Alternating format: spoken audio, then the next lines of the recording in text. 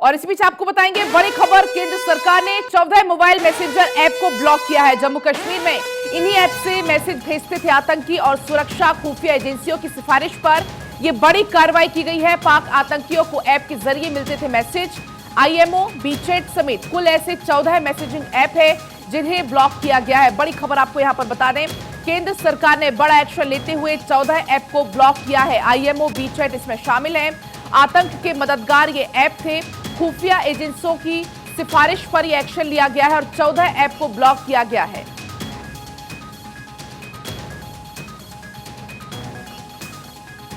और चलिए तमाम जानकारी के साथ संवाददाता अक्षय जुड़ चुके हैं।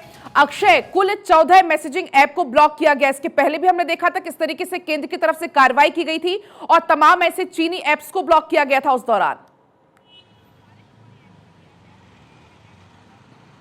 देखिए, साफ तौर पर है कि सुरक्षा एजेंसियों ने जिस तरह से इन्फॉर्मेशन मिली थी, जिस तरह से इनपुट मिला था, आतंकी लगातार मैसेजिंग ऐप का इस्तेमाल कर रहे थे और लगातार आतंकी गतिविधियों को इस अंजाम देने में इसका इस्तेमाल किया जाता था। क्योंकि ये ऐसे ऐप थे जिसको कि पकड़ना आसान नहीं था, लेकिन जिस तरह से इनपुट मिला था सुरक्षा एजेंसियों को और खुफिया एजेंसियों को, उसके बाद अब केंद्र सरकार ने बड़ा फैसला लेते हुए इन मैसेजिंग ऐप को ब्लॉक कर दिया है, जिसमें कि आईएमओ और वीचैट जैसी बेहतर सेवा देने वाली भी ऐप थी। लेकिन अब साफ तौर पर है कि क्योंकि आतंकी गतिविधियों से इसका कनेक्शन सामने आया है, उसके बाद इन मैसेजिंग ऐप को ब्लॉक किया गया है। 14 मैसेजिंग ऐप ऐसे थे जिसका कि आतंकी लगातार जम्मू कश्मीर में आतंकी गतिविधियों को अंजाम देने में इसका इस्तेमाल करते थे, इन्फॉर्मेशन इससे जुटाते थे और काफ़ी जो युवा थे इस नेटवर्क से जुड़े हुए थे। ऐसी खबरें आ रही हैं। पाकिस्तान में बैठे उनके आका लगातार जम्मू कश्मीर में जिस तरह से आतंकी गतिविधियों को अंजाम दे रहे थे। अभी कुछ दिन पहले आपने देखा होगा कि एक हैंड ग्रेनेड का इस्तेमाल करके एक सेना के वाहन को उड़ाया गया था। उसमें भी कुछ ऐसी बातें आई थी जो इन ऐप्स के जरिए ही सूचना दी गई थी। इससे पहले आपने देखा होगा कि चीनी ऐप्स को भी केंद्र सरकार ने ब्लॉक किया था। साफ तौर पर है कि कश्मीर में जिस तरह से न्यूट्रलाइज करने की कोशिश जारी है, अभी तक अगर देखा जाए तो 147 से ज़्यादा आतंकी न्यूट्रलाइज किए जा चुके हैं 2021 से लेकर के अभी 23 तक।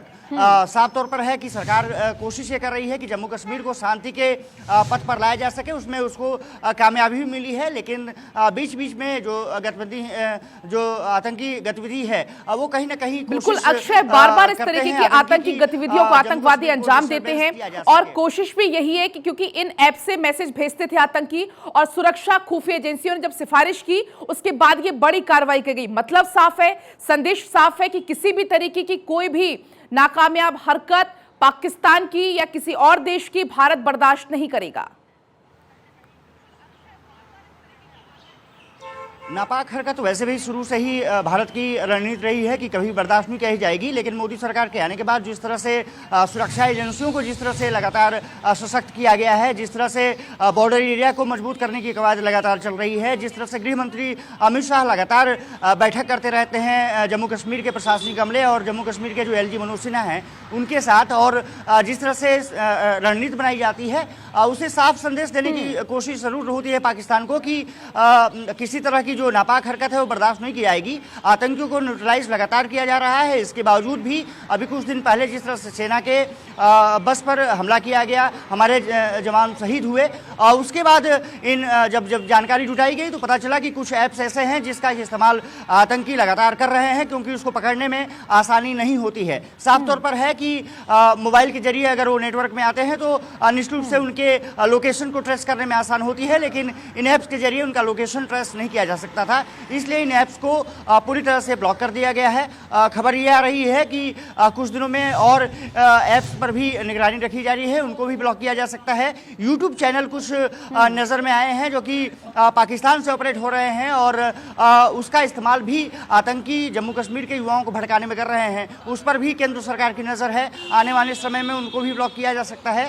इसके अलावा ये खबर एक और भी आ रही है कि बॉर्डर एरिया को पूरी तरह से बेहतर करने के लिए जम्मू कश्मीर प्रशासन बिल्कुल अक्षय, बड़ा एक्शन कर रहा है और फिलहाल 14 ऐप को ब्लॉक किया गया है और आगे भी जैसा आपने जानकारी दी कि आगे भी कुछ और ऐसे ऐप पर नजर फिलहाल बनाई जा रही है। फिलहाल बहुत बहुत आपका शुक्रिया तमाम जानकारी के लिए।